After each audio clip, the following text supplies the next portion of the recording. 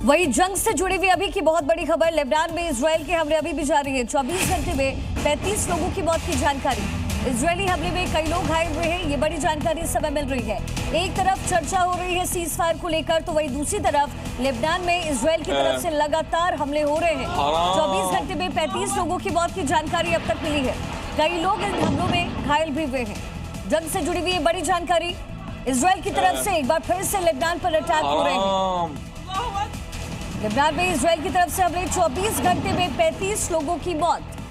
अमेरिकी विदेश मंत्री मार्को रूबियो की पहल पर वॉशिंगटन में इजराइल और लेबनान के बीच में अहम बैठक हुई है।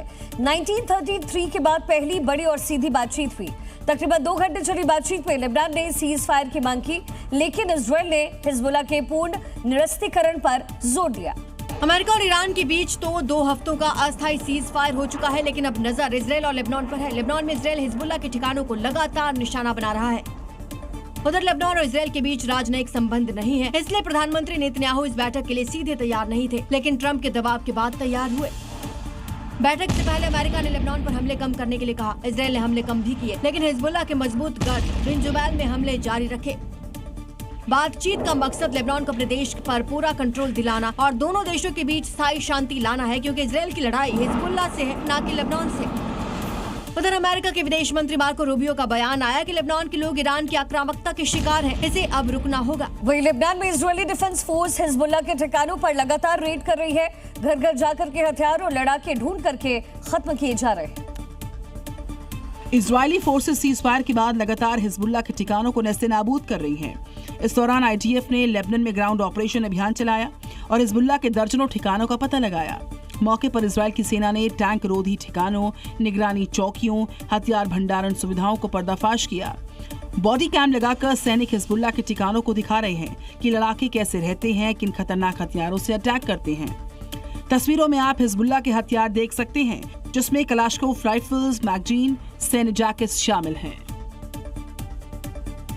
वही पहले राउंड की बातचीत बेनतीजा होने के बाद अब ईरान और अमेरिका में दोबारा बातचीत हो सकती है, ये जानकारी मिल रही है। ट्रंप ने भी दूसरे राउंड की बातचीत का इशारा किया है, तो एक बार फिर से ये टेबल टॉक होने की संभावनाएं जताई जा रही है। यानी अगला जो 48 घंटा है वो बहुत ज्यादा इंपॉर्टेंट है।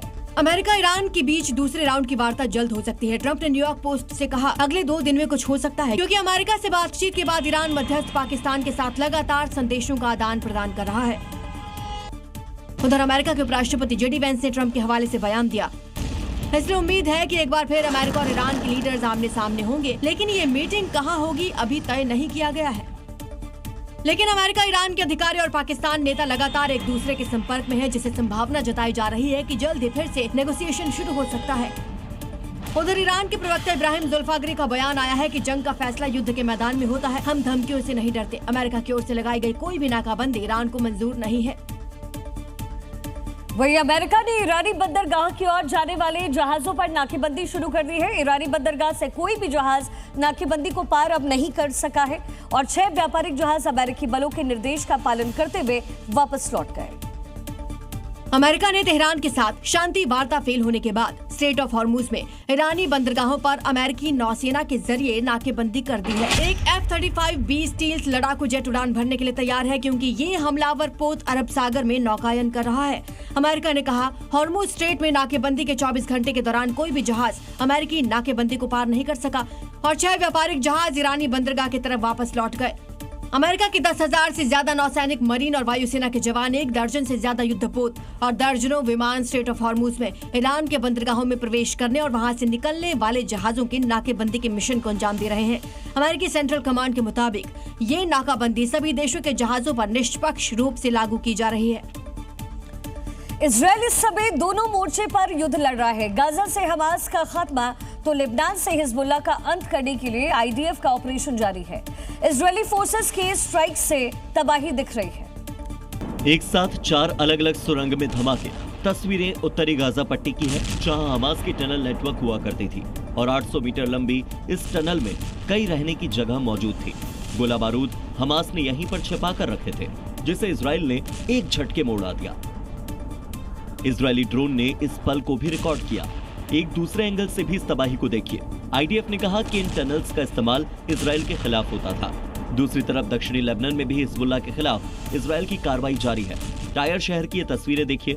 सड़क चलते किसी शख्स ने इसको फोन में रिकॉर्ड किया है। काफी दूर से ही आसमान तक धुएं का गुबार उठता नजर आ रहा है। 3 जगहों से IDF के स्ट्राइक्स के बाद हर तरफ धुआं उठता दिखाई दिया।